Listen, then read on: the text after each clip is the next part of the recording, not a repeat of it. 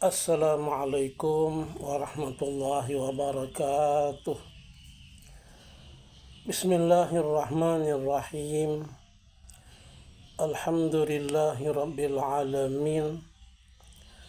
Wassalatu wassalamu ala ashrafil anbiya wal mursalin. Sayyidina wa nabiyyina Muhammadin wa ala alihi wa sahbihi ajma'in. Amma ba'du. Ikhwan, sahabat dimanapun saja Anda berada, pada pertemuan di pembicaraan saat ini meneruskan dari tema lalu yang berjudul bahaya orang yang tidak memahami agama, bagian kedua. Pada kemarin bagian pertama dan saat ini dilanjutkan bagian kedua. Mari kita lanjutkan bahwa bahaya orang yang tidak memahami agama yang kelima adalah khususnya orang yang tidak memahami Al-Quran dan Sunnah.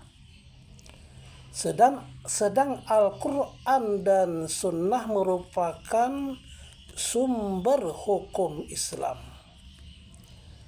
Artinya kalau tidak memahami ini, maka ia tidak akan mengetahui Allah Subhanahu wa ta'ala Tuhannya yang sebenarnya. Sehingga makhluk pun mereka jadikan Tuhan. Atau mereka mengingkari adanya Tuhan sama sekali. Kemudian yang keenam, orang yang tidak memahami atau tidak mengerti agama Islam, maka ia tidak akan mengetahui tata cara beribadah yang benar, atau akan hidup seperti binatang tanpa beribadah kepada Allah.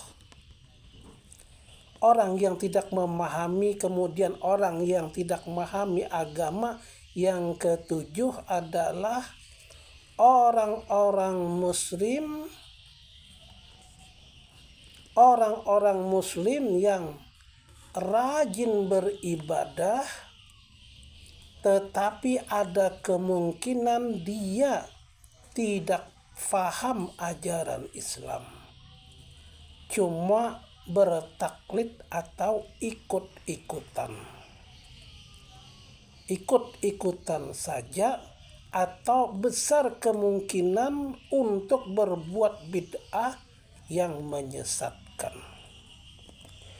Kemudian orang yang tidak memahami agama Islam yang kedelapan adalah tidak akan mengetahui cara-cara pernikahan yang sesuai dengan petunjuk Allah dan tuntunan Rasul-Nya.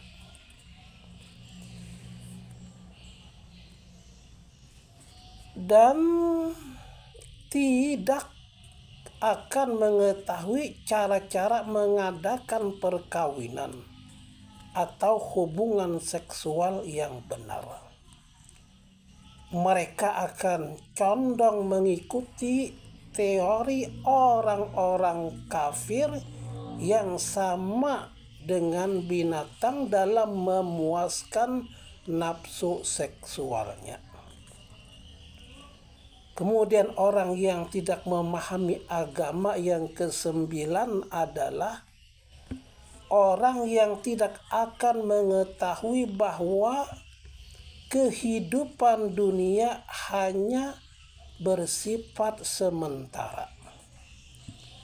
Dan mereka tidak akan percaya bahwa kelak akan dihidupkan kembali dalam kehidupan yang abadi.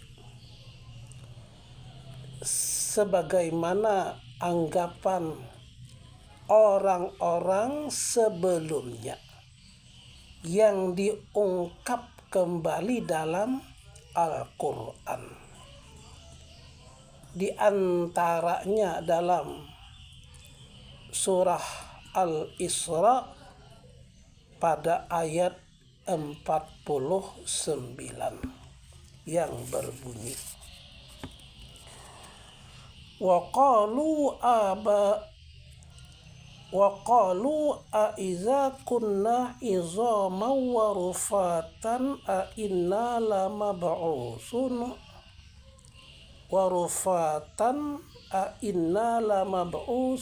khalqan jadida.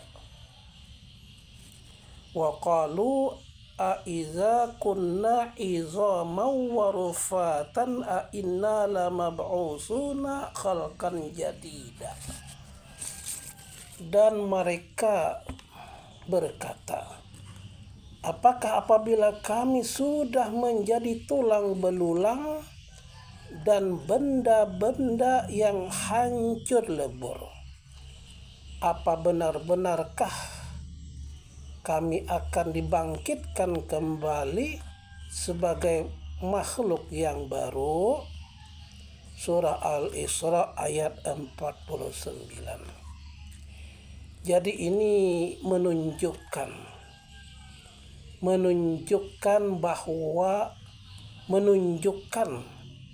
banyak orang yang tidak percaya bahwa manusia akan dibangkitkan kembali sesudah mati. Oleh karena itu,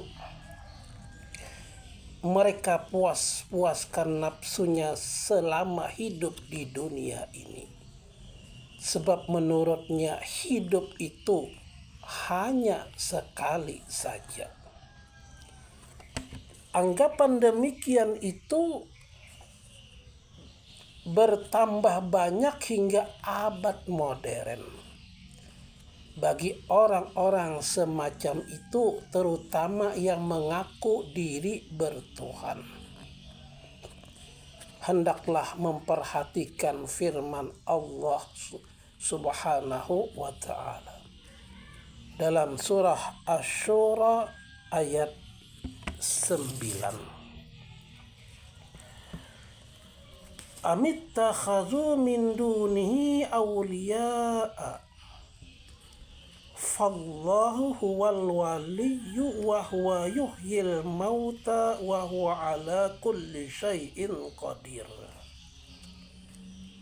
Atau apakah mereka patut menjadikan Tuhan pelindung selain Allah?